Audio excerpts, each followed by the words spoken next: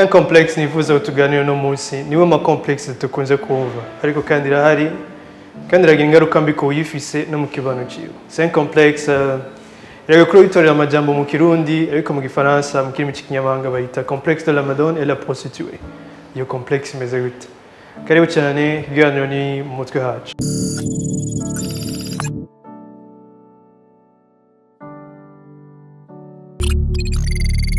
Alors, la Madone ni ijambo ry'ikilatini bisobanura la mère, umukenyezi, umufasoni, inarugo, mama w'abana. Hama la prostituée nayo ni ijambo dusanzwe tuzi bashitse kuvuga nibagiye badandaza umubiri. Ariko kandi amajambo bakoresheje n'amajambo yerekana ibicapo. So kuvuga ko ari abo bantu nyene n'amajambo yerekana ibicapo. Iyo complexe yashizwe imbere cyangwa watangwa kwivuga bwa mbere ni Sigmund Freud, umwe mu psychologue bazwi cyane mu bizi nyifato kenshi bagiye barafatira